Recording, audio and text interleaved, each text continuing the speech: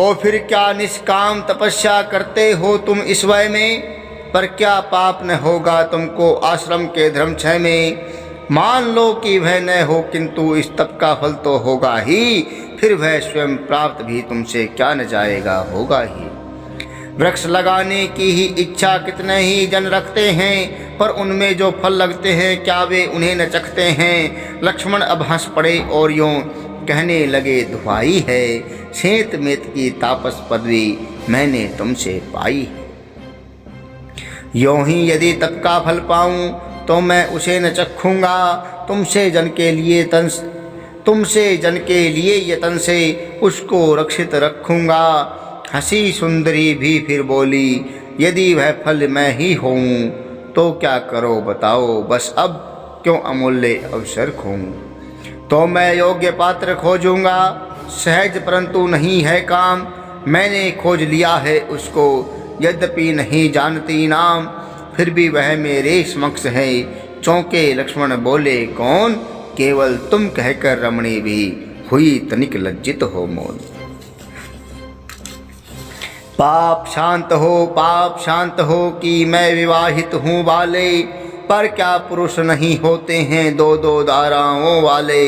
नरकृत शास्त्रों के सब बंधन है नारी को ही लेकर, अपने लिए सभी सुविधाएं पहले ही कर बैठे नर।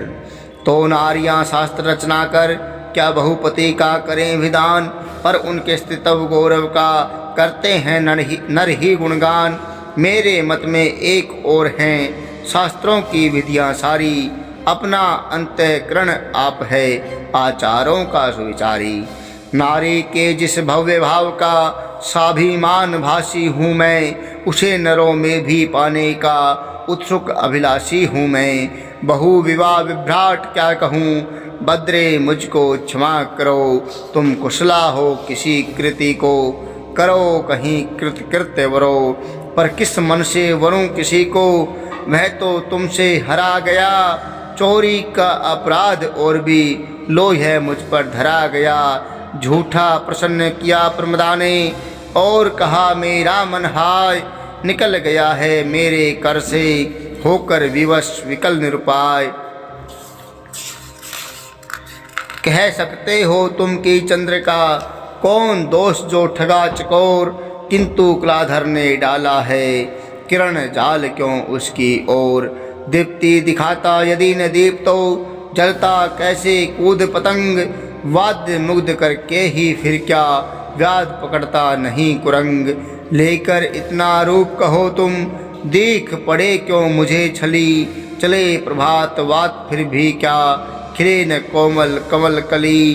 कहने लगे सुलक्षण लक्ष्मण हे विलक्षणे ठहरो तुम, पवनाधीन पताका सियों जिधर धर्मत ठहरो तुम।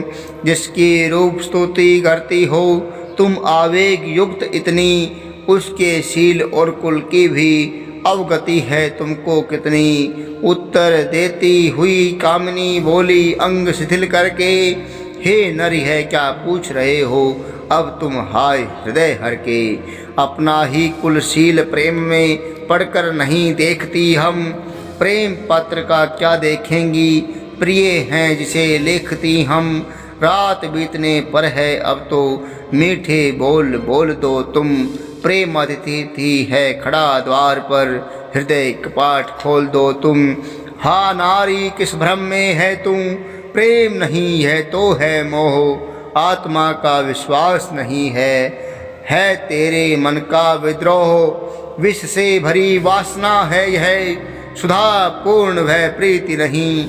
रीति नहीं अनरीति और है, अति अनीति है नीति नहीं। आत्म वंचना करती है तू किस प्रतीति के धोखे से, झांक न झंझा के झोंके में झुककर खुले झरोखे से। शांति नहीं देगी तुझको यह, मृग तृष्णा करती है क्रांति। सावधान हो मैं पर नर हूँ, छोड़ भावना की है भ्रांति। इसी समय पो फटी पूर्व में पलटा प्रकृति पटी का रंग।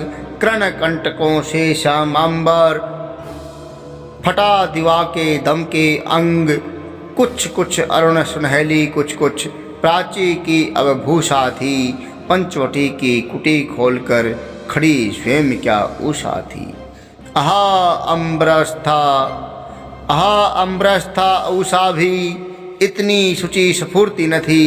अवनी की उषा सजीव थी, अंबर की सी मूर्ति न थी।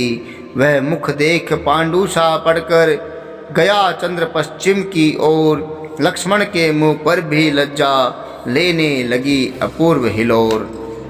चौंक पड़ी प्रमदा भी सहसा देख सामने सीता को। कुमुदवती सी दबी देख वह उन पद्मिनी पुनीता को। एक बार उषा की आभा देखी उसने अंबर में। एक बार सीता की शोभा देखी विकटाडंबर में। एक बार अपने अंगों की और दृष्टि उसने डाली। उलझ गई वह किंतु बीच में थी विभूषणों की जाली। एक बार फिर वैदेही के देखे अंग अदूषण वे।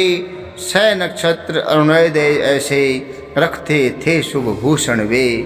हंसने लगे कुसुम कानन के देख चित्रसा एक महान। विकस उठी कलियां डालों में निरख मैथिली की मुस्कान। कौन कौन से फूल खिले हैं उन्हें गिनाने लगा समीर। एक एक कर गुनगुन करके जुड़ आई भोरों की भीड़। नाटक के इस नए दृश्य के दर्शक थे द्विज लोग वहाँ। करते थे शाखा सन्नस्थ वे समधुप रस का भोग वहाँ। झट अभिनारंभ करने को कोलाहल भी करते थे। पंचवटी की रंग भूमि को प्रिय भावों से भरते थे।